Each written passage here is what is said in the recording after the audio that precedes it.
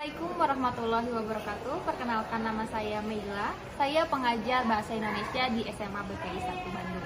Untuk materi kali ini, saya akan membahas mengenai unsur yang ada di dalam puisi, yaitu pengimajian atau siklus. Terima kasih. Wassalamualaikum warahmatullahi wabarakatuh. Assalamualaikum.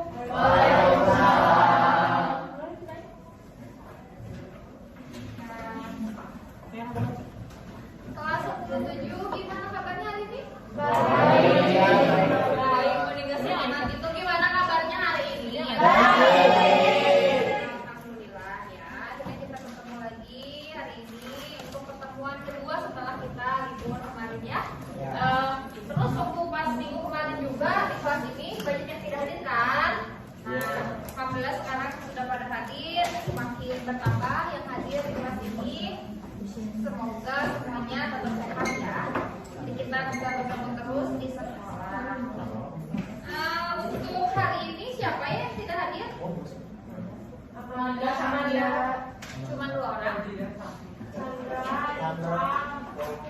Sakit.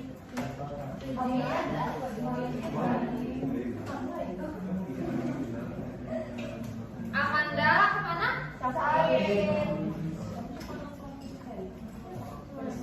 Amanda sakit. Terus siapa lagi?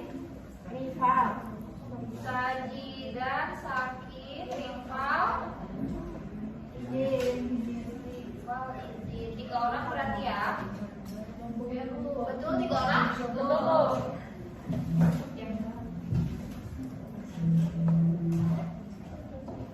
Untuk mempersiapkan pembelajaran hari ini, silakan dibuka dulu buku paketnya untuk materi puisi yang terdapat di halaman 241 ya.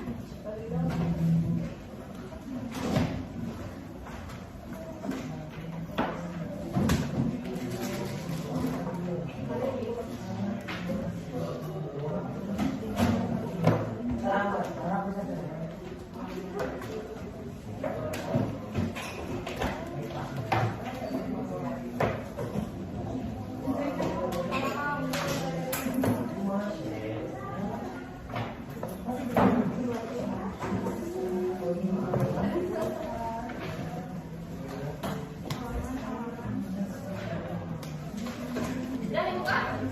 Sudah ya? Warna satu buka. 200 berapa? 241. Ganteng. Ya, minggu kemarin juga Ibu sudah bahas ya mengenai puisi secara umum ya. Bahwa puisi itu apa? Ada yang masih ingat pengertiannya? Karya sastra. Apalagi menggunakan bahasa yang apa? Halus. Bahasa yang halus. Bisa? Bahasa yang estetis. Estetis itu apa? Indah. Ya. Terus apa lagi yang kita pelajari minggu kemarin selain pengertian? Ciri-ciri? Ya, ciri-ciri puisi ya.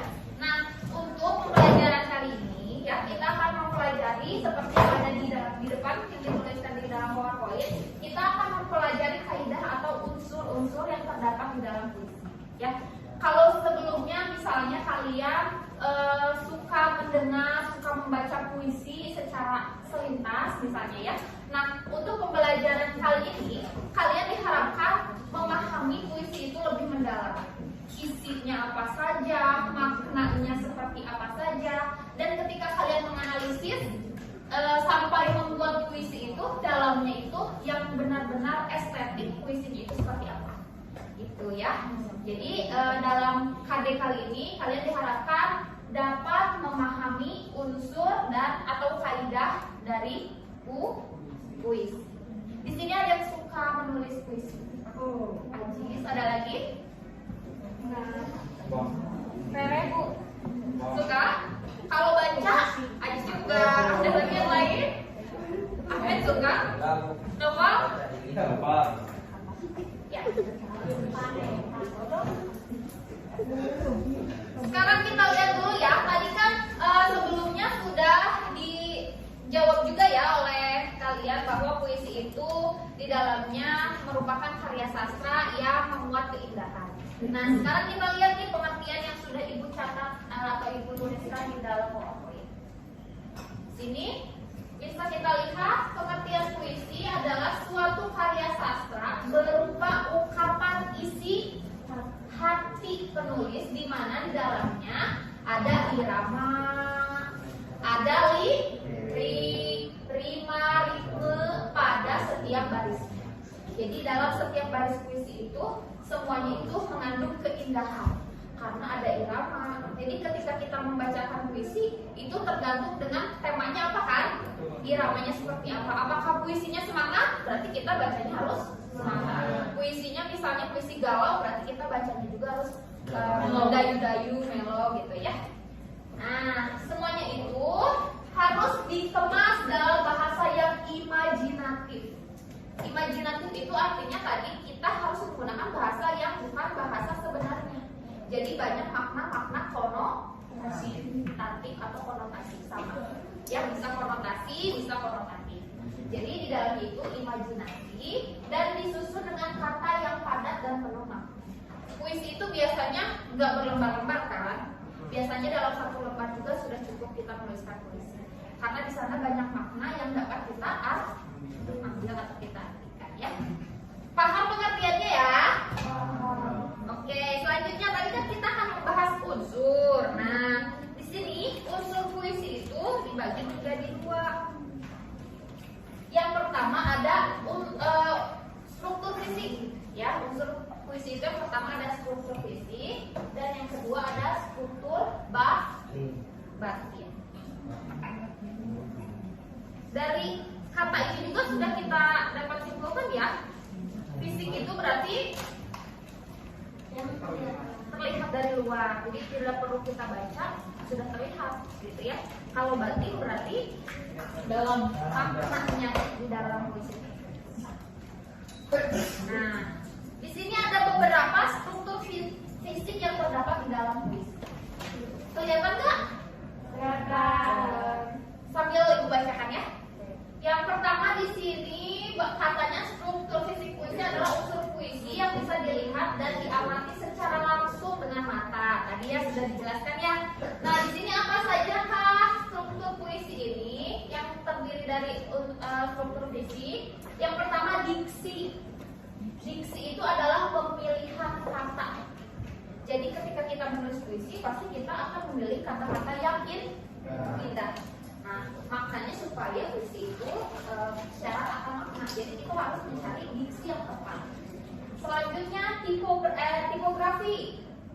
Kalau tipografi itu adalah bentuk format suatu puisi seperti pengaturan baris. Selanjutnya batas tepi kertas. Jadi misalnya bait pertama mau ke sebelah kiri, bait kedua mau di tengah. Nah itu adalah tipografi. Yang ketiga majas. Pernah belajar majas kan? Kemarin kita hikayat juga belajar majas kan? Nah majas ini juga banyak di dalam puisi dituliskan ya. Nah pemakaian bahasa dengan cara melukiskan sesuatu dengan konotasi khusus sehingga sebuah kata bisa mempunyai banyak makna. Majas ada apa saja? Hiperbola, lagi personifikasi, metafora, dan lain-lainnya masih banyak. Selanjutnya ada kata konkret. Kata konkret adalah susunan kata yang memungkinkan terjadinya imaji. Kata konkret seperti permata senja menggambarkan pantai atau tempat yang sesuai dengan datangnya senja. Nah, jadi katanya itu harus dipilih secara konkret, menggambarkan sesuatu. Selanjutnya ada imaji atau citraan. Nah, yang akan kita pelajari secara mendalam untuk pertemuan kali ini yaitu mengenai imaji atau citraan yang ada di dalam puisi. Apakah imaji atau citraan ini? Nah, di sini dituliskan citraan adalah pemberian gambaran kepada pendengar atau pembaca. Jadi ketika kita membacakan puisi, ya, si pendengar atau si pembaca itu seolah-olah dapat melihat, mendengar, dan merasakan atau mengalami hal-hal yang terkandung di dalam puisi tersebut. Nanti kita lihat contohnya ya, nanti kita bahas. Selanjutnya ada rima atau irama. Di sini adalah persamaan bunyi dalam penyampaian puisi dari awal hingga akhir puisi.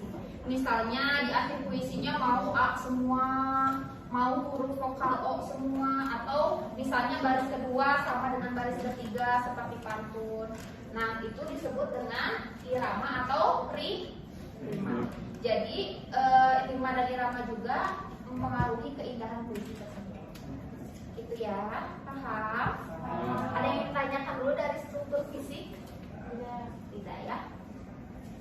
Nah, kita bahas secara singkat dulu ya struktur batin. Nanti kita bahas lagi secara mendalam setelah kita membahas imaji atau citraan. Berarti kita bahas minggu depan dari struktur batin puisi. Nah, secara singkat, struktur batin puisi adalah unsur pembangun puisi berupa makna yang tidak terlihat oleh mata. Ya, kalau tadi kan terlihat ya, paling tidak terlihat. Contohnya tema, nada, suasana, perasaan, dan amanat atau tujuan. Nah, tema sudah tahu kalian apa, nada juga seperti apa nadanya, amanatnya, dan perasaan yang terdapat di dalam puisi. Itu. Nah, seperti yang tadi Ibu katakan, yang akan kita pelajari secara mendalam untuk kali ini yaitu mengenai imaji atau citraan.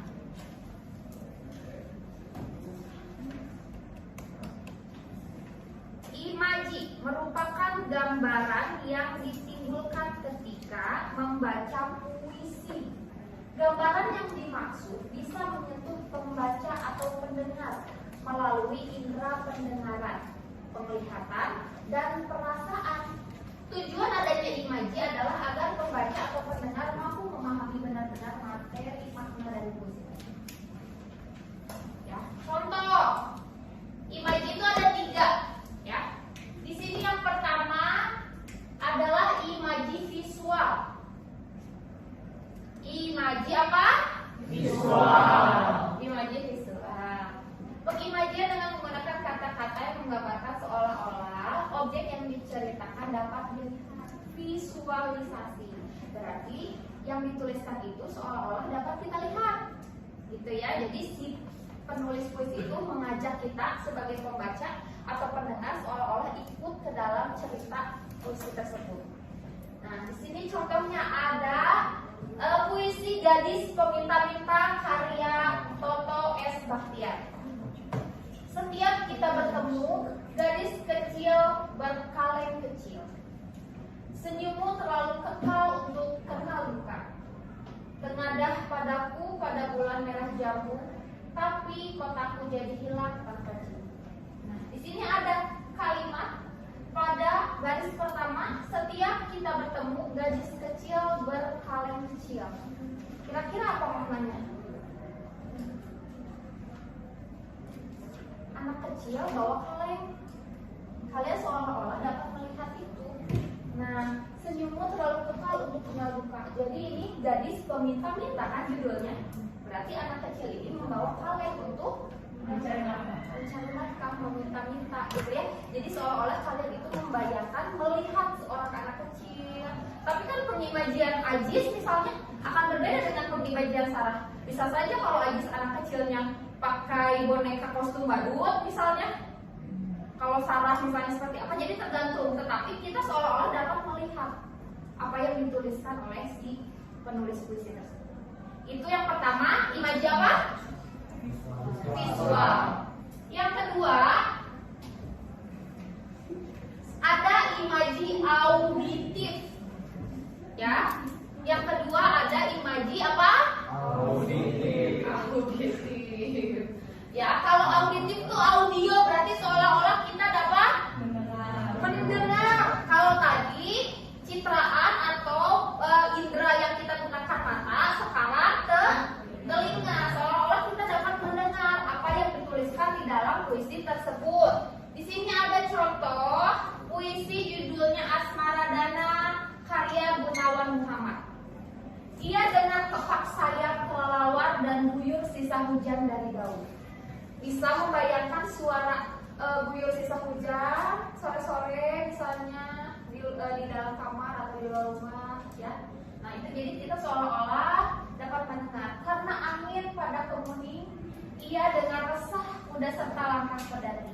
Ketika langit bersih menapangkan bima sakti. Jadi di bait pertama ini kita dapat seolah-olah mendengar apa yang ditulis.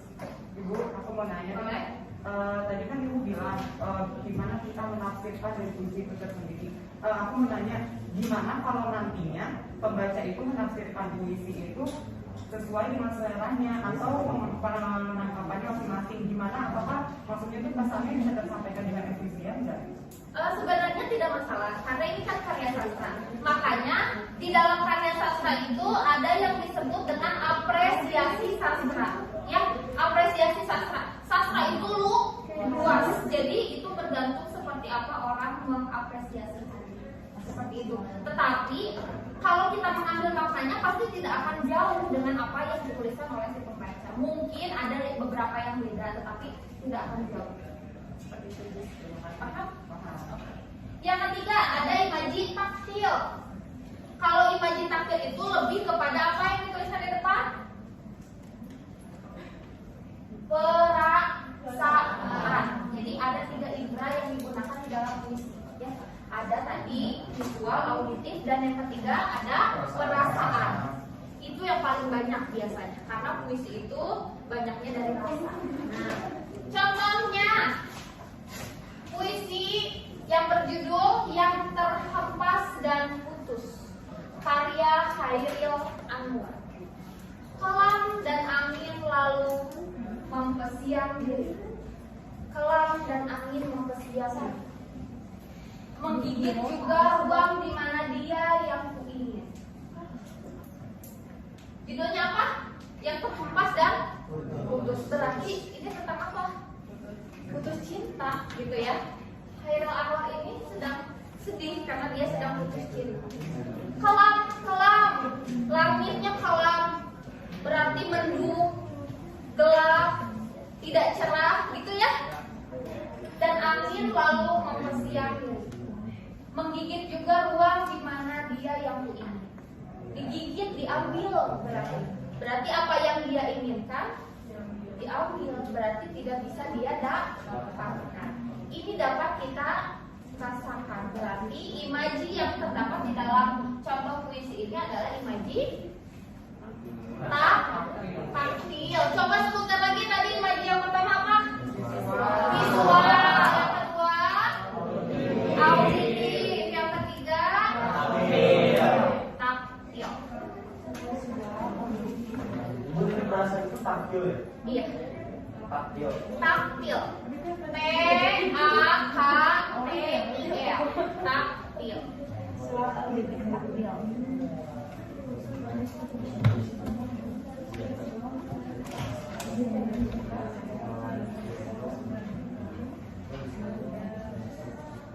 Nah, sekarang Ibu akan menampilkan cuplikan puisi. Puisinya juga ada di dalam buku paket halaman 244 yang berjudul Aku Ingin, karya Sapabi Djoko Damono.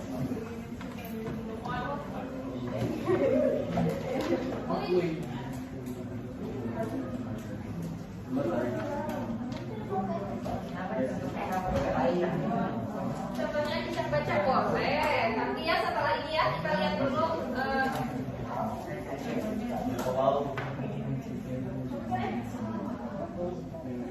Karena ini audionya tidak terlalu kencang, Ibu minta semuanya di silent dulu suaranya supaya terdengar ya. Ini beliau adalah orang yang menuliskan puisi tersebut ya. Jadi beliau juga membacakannya. Ini puisinya singkat, cuma berapa baris itu? 6 baris. 6 baris, Nek. Ya, ada 6 baris. Judulnya Aku Ingin. Ini puisi temanya tentang cinta ya. Ayo didengarkan semuanya.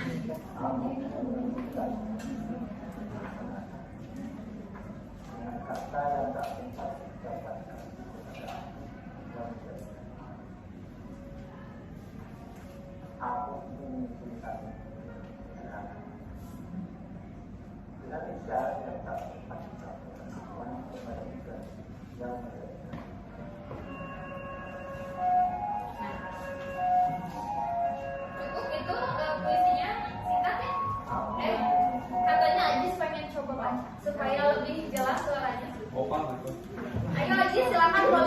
ke depan, suaranya yang lantang.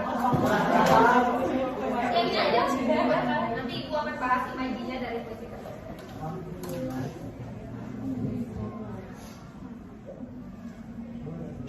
Aku ini karya Sapardi Djoko Damono.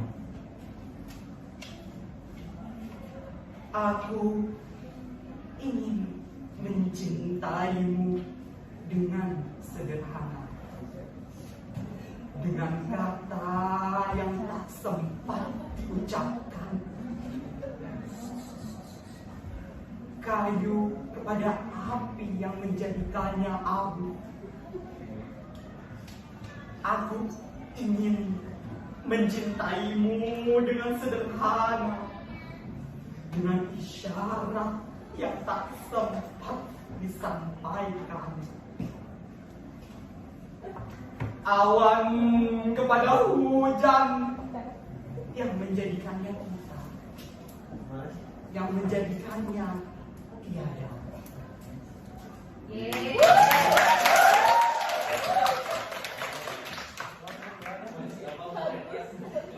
Terima kasih Aji. Ada lagi yang ingin membacakan di depan?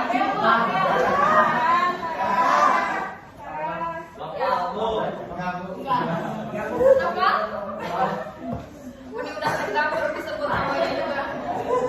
Ya, kita lihat baris yang pertama. Aku ingin mencintaimu dengan sederhana. Imajinya ada tidak di dalam baris tersebut? Ada? Ada? Ingin itu terdapat di dalam perasaan. Berarti imaji apa? Takdir. Bait kedua, dengan kata yang tak sempat diucapkan. Berarti suasananya hati. Imaji apa? Au. Ya. Kayu kepada api yang menjadikannya abu. Visual, seolah-olah kita melihat kayu yang dibakar oleh api dan kayu itu berubah menjadi abu. Nah, yang bait selanjutnya itu sama seperti yang bait pertama. Dengan isyarat yang tak sempat disampaikan, awan kepada hujan yang menjadikannya tiada. Awan kepada hujan yang menjadikannya tiada. Itu imaji.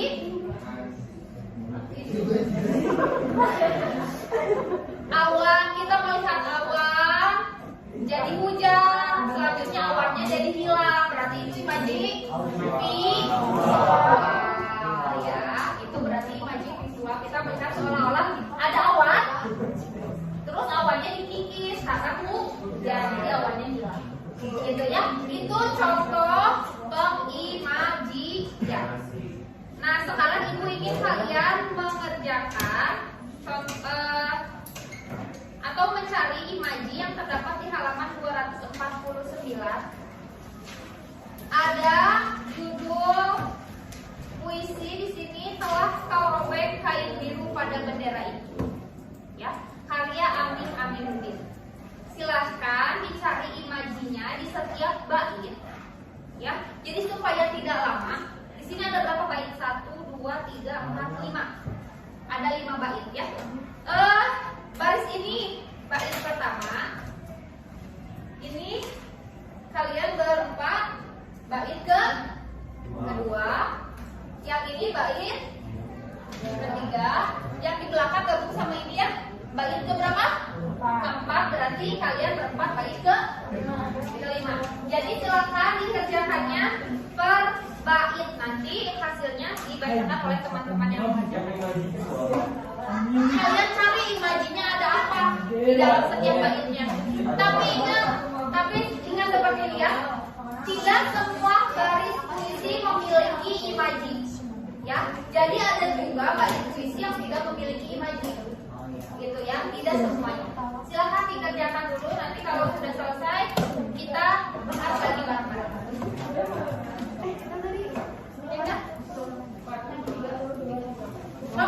Didiskusikan aja sama teman-teman. Ini bait pertama ya.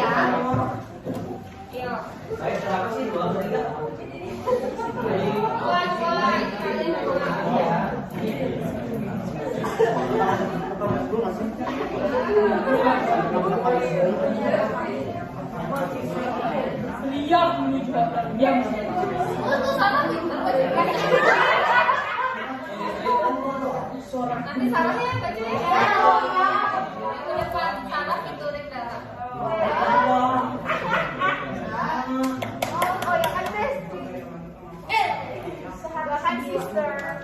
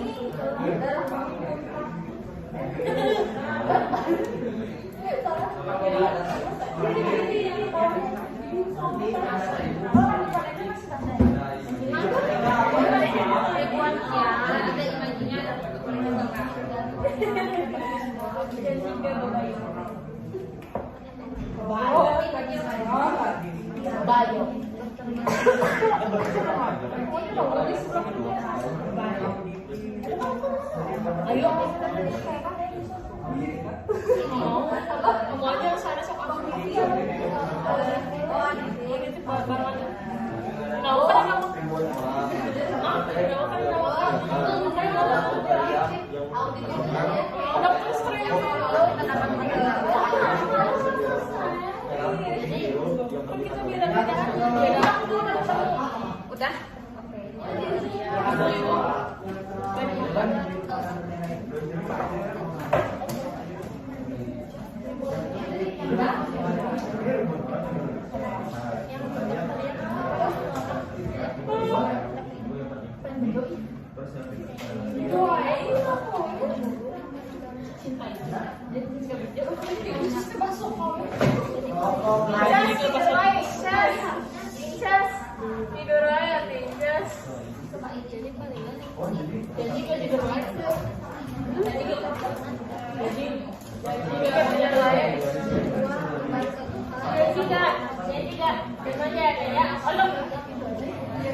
Janji gak manja kali jaga tidur.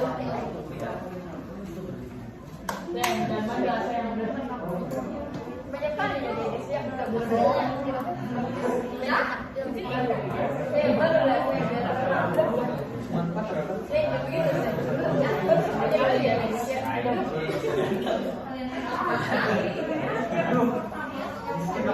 Udah ya kalian udah ya. Aku juga. Ikut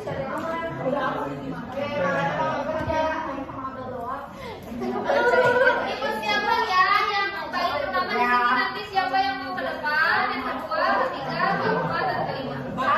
Jadi yang dibacakan langsung aja langsung masih baca puisi.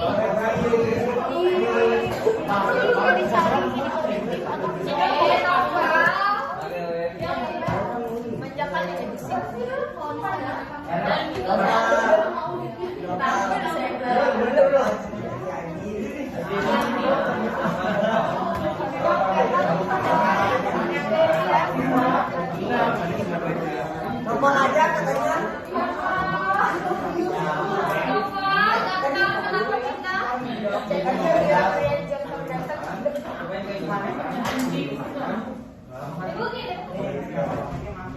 Janji gak suka main pal. Yang tadi pasti baca. Boleh buka bisa Ini. Enggak, ini. tes dulu. Oh iya.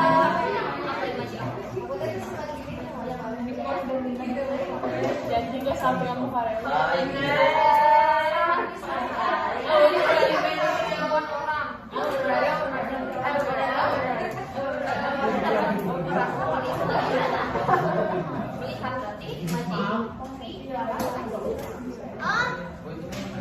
berarti kopi. Apa? Yang baris satu lima. Oh.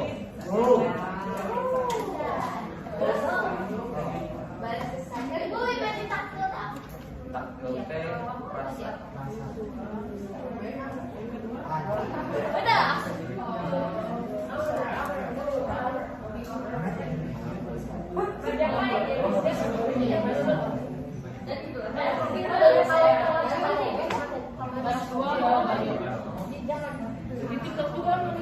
Ya udah ya, selesai ya.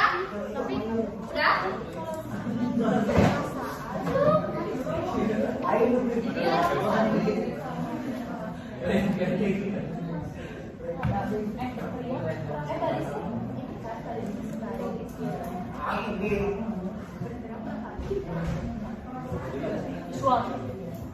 Yang ini kali, yang ini negaraku sampai yang saya itu kayak sedih ya. Ayo yang kait pertama, silakan siapa yang mau ke depan? Siapa? Yang mau ke depan?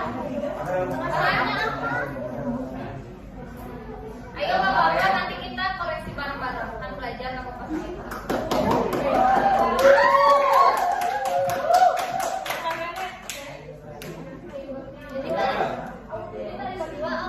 Ini aja imaji auditif atau visual yang pertama ada di baris ini. Apakah baris ini mengandung imaji apa? Baris pertama, biasa biasa aja. Semuanya diperhatikan ya. Kalau misalnya ada yang tidak sesuai bisa dikoreksi. Ayo. Ribuan orang bergerak sepanjang Oh, dingin. itu merupakan imaji. Yang pertama, ribuan orang bergerak sepanjang jalan. Imaji visual, betul? Kedua, berteriak menuju hotel Yamato di tengah kota. Imaji auditif. Bergerak. Imaji auditif. Ya, berteriak ya. Selanjutnya, Imaji visual. ya, betul. Yang lain coba diperhatikan ya. Menggumulkan gelagat antipatik pada hati. Imaji tampil. Iya, betul. Tanpa henti, tanpa kompromi. Masih? Atau apa itu? Tidak ada imaji. Ya, semuanya sama isinya. Iya. Ya maksudnya tuh dengan yang tadi kalian baca gitu ya. Oke. Terima kasih Mbak. Silakan duduk ya. Jadi kalian di tempat duduk juga sambil ditandai tadinya gitu yang tadi disebutkan oleh Farel ya. Yang kedua silakan siapa mau ke depan? Ya. Ajis. Ribuan orang bergerak sepanjang jalan itu adalah visual. Terus berteriak menuju hotel Yamato tengah kota itu adalah imaji auditif. Terus ribuan orang memanjat hotel itu dan kau adalah imaji visual. Terus setelah melompat minggu pada bendera itu nggak ada makna. Terus kalau ribuan orang bersorak minggu itu berarti auditif. Kalau merdeka minggu itu berarti itu auditif. Kalau mereka Indonesia itu auditif. Betul? Sekarang di tepuk tangan jenang.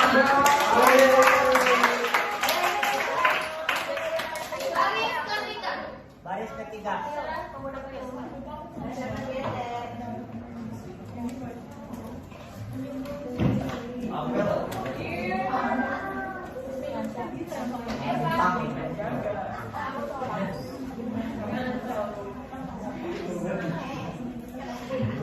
Yang pertama ada ribuan orang bergerak sepanjang jalan. Itu imaji visual. Yang kedua berteriak menuju hotel Yamato tengah kota, auditif. Suara gemuruh, mereka ini usia serius dan ini aktif. Suara gemuruh apa? Suara gemuruh? Auditif. Auditif. Ini negaraku, negara tercinta, satu Republik Indonesia Raya. Takdir rasa. Ya. Baik, tepat.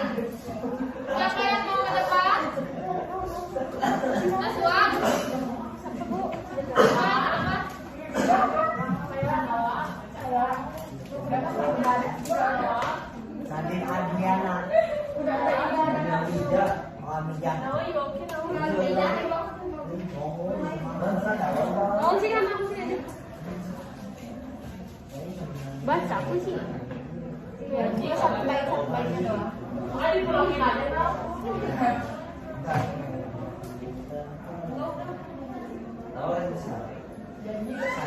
Bisa apa sih tinggal visual. Saya bisa mengambil dan memilih visual. Menjaga dari visual. Jika tadinya dari negeriku memiliki visual, akan menuding musuhmu. Auditif akan menuding mengusirmu. Itu tidak ada imajinya ya. Nggak ada. Nggak usah ditulis. Jika tadi badannya ditawarkan semangat, ikhlasnya, dan darah kamu bukan dari terus berdarah-darah tapi kamu harus takdir, bersalah kamu harus punya. Terima kasih Nasma. Terakhir.